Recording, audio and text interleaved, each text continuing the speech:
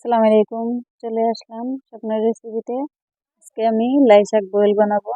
আজকে আমি লাই পাতা বয়েল করব। এখানে নিমক নিয়েছি, এখানে কাঁচা লঙ্কা, এখানে রসুন কুচি, এখানে পেঁয়াজ কুচি, এখানে 2টা আলু নিয়েছি পিস পিস করে। এখানে আমি লাই পাতা কেটে রাখছি ছোট ছোট করে, আগে থেকে কেটে রাখছিলাম। গ্যাস অন করে দিলাম। এখানে আমি জল দিয়ে দিলাম। তো জল দিয়ে দিলাম, 10 মিনিট রেখে দিব জলটা ভালো করে ফোটার জন্য। জল ফুটে গেছে, এখানে আমি পেঁয়াজ দিয়ে দিলাম রসুন কুচি, দিয়ে দিলাম লঙ্কা, স্বাদ মতন নিমখ দিয়ে দিলাম। 5 মিনিট রেখে দিব এগুলা ভালো করে ফোটার জন্য। তো ফুটে গিয়েছে, এখানে আমি আলুগুলা ঢেলে দিব।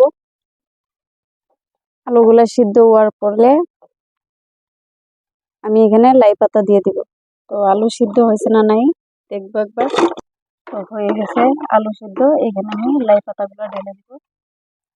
ঢেলে দিলাম লাই পাতা, দিয়ে দিলাম লাই পাতা, তারপর লেড়ে ছেড়ে দিব। তো এখানে আমি মাছ দিব, মাছ দিয়ে বানাবো লাই পাতা বয়েল। আপনারা চাইলে, মাছটা আমি আগে থেকে ভেজে রাখছিলাম, ভিডিও অনেক লম্বা হয়ে যায়, তার জন্য আমি মাছ ভাজাটা আর দেখাইলাম না। তো এখানে মাছ ভেজে রাখছি, দিয়ে দিব মাছ এক পিস করে। মাছটা আগে থেকে ভেজে রাখছি। তো মাছ দিয়ে দিলাম, লেড়ে ছেড়ে দিব। তো 10 মিনিট রেখে দিব আমি, ডেকে দিব না, ডেকে দিলে লাই পাতাগুলো গলে যাবে।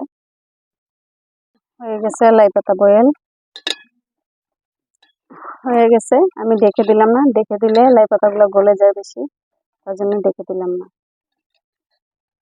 হয়ে গেছে, গ্যাসটা অফ করে দিব।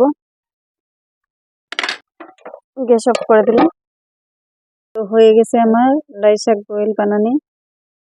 তো আপনারা চাইলে পেঁয়াজ রসুনগুলা তেলের মধ্যে ফ্রাই করেও নিতে পারেন। আমি ফ্রাই করে নিই, এমনিতে বানাইছি বিনা ফ্রাইতে।